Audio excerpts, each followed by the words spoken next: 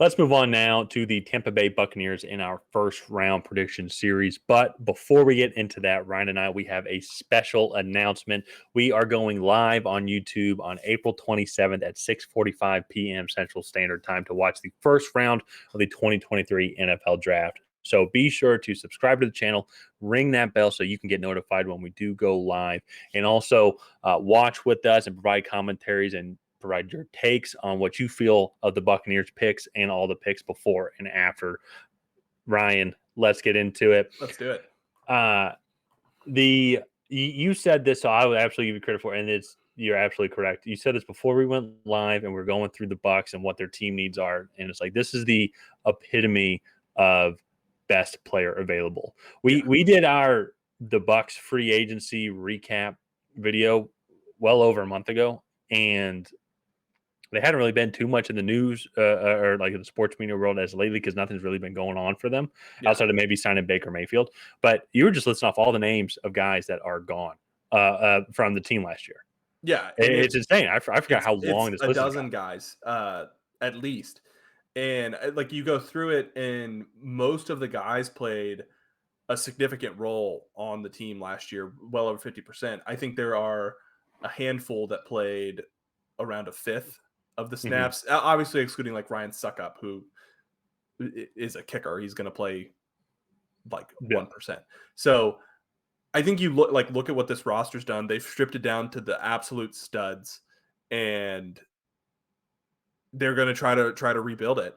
And so with 19, I think at our last mock I had them trading up, and especially looking at the way where this roster is now, and kind of I think the mentality of this Bucs organization going into this season, I think they're very much going to be in a rebuilding mode. They're not going to be wanting to trade up. If anything, they're going to be trading back and trying to accumulate more picks. So yeah, I just want to address that because they are in a prime trade back spot because especially with the unknown of where the receivers are going to fall. There's a lot. If you go and look at the teams right behind them, Chargers, Ravens, Giants, Vikings, Jags, and then even I'll include the Cowboys in there for Bijan Robinson and maybe even the Bengals as well, just because we don't know what's going on with Joe Mixon.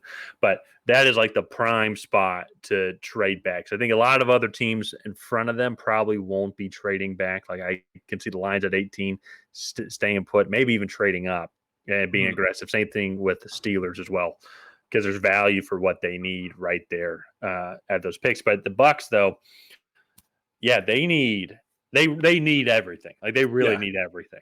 I mean, maybe outside of a receiver one and Mike Evans, but even then he's 31 years old. Right? 31, yeah. And then I think Chris Godwin is also still under contract, but like outside of that, they cut Cameron Brate. They don't have any tight ends. So that's one route I could see them going if they stand pat at 19, adding a really nice tight end to that receiving group.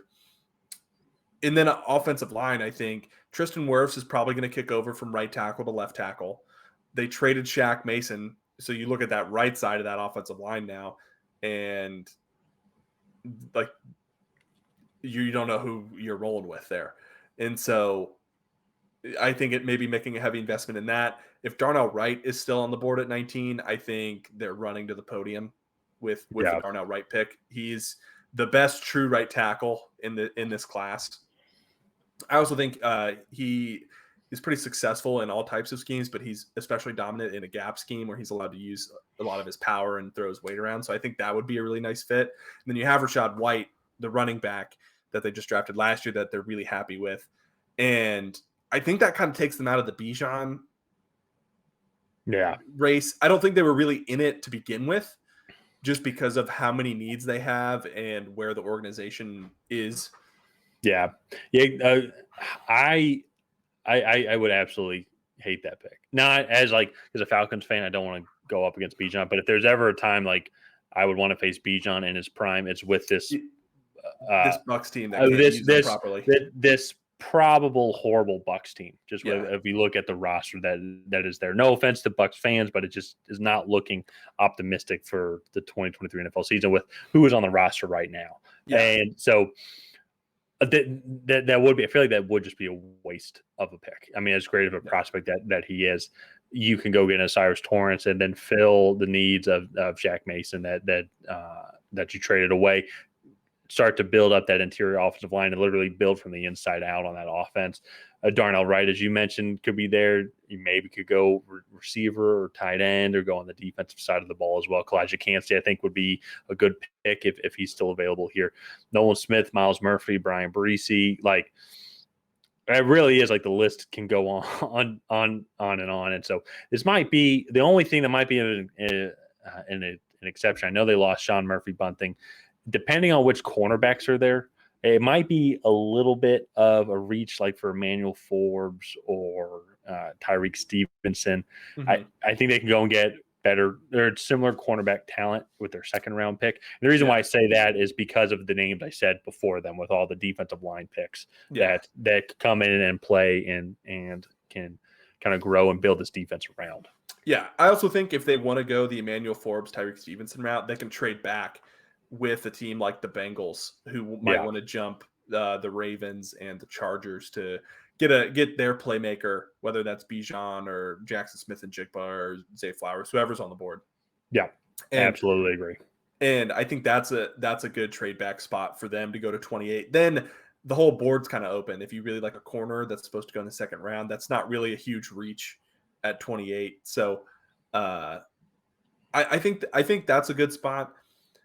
I don't really have much else to say about it other than their best player available, and I expect them to be a willing trade back participant. So there are some teams. All the teams right behind them have a lot to offer for the top receiver if there's not one taken off, or the number 2 receiver that is taken off the board. I think 19 for Bijan. So I think you look at the Bijan needy teams. Or not the Bijan needy teams, but the teams that are ready to add a weapon like Bijan. You have the Chargers who Austin Eckler is currently shopping for a trade right now. And then I think you have the Ravens who are trying to add as many offensive weapons as possible for a couple reasons. One, to entice Lamar Jackson to stay, and 2, they just have had a drought of elite offensive weapons. They tried to invest in J.K. Dobbins, and he's been injured so much. So at 21 or 22 and 23, because the Dolphins are at 21 and they don't have a first round pick, and at 22 and 23 you see that. And then I think Saquon Barkley hasn't signed his franchise tag, and the Dallas Cowboys are obviously they're openly in love with Bijan Robinson. I'll put it that way. Yeah. And it's like, so if you have 4 teams in front of you that want Bijan and you're the Bengals, you'd be like, all right, I'll throw a first, a third, and then a 2024 fourth at you for that pick. And it's like, okay, well, we need all those picks, and then you can still get a guy that you like. So I like that scenario a lot. I think that is one that could be very realistic and pay dividends for the Tampa Bay Buccaneers. Yep. Yeah, I agree. There's just not too many. It's not a bad pick, I don't think. I think they need everything.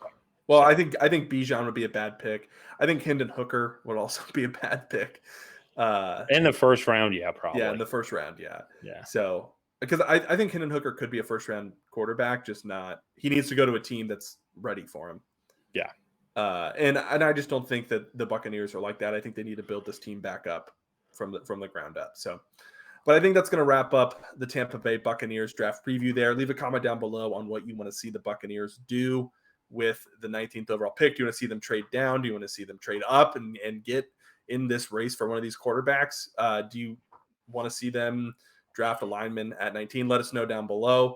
Go ahead and smash that subscribe button, hit the like button, and ring the bell so you get notified when time I create new content. And last but not least, Tyler and we are going live for the first round of the 2023 NFL Draft. So go ahead and go over to our channel, hit this bell on that video so you can get notified when we are live, and you guys can join in the conversation and leave comments down below and get our live reaction to the players that are drafted. And other than that, we will see you guys next time.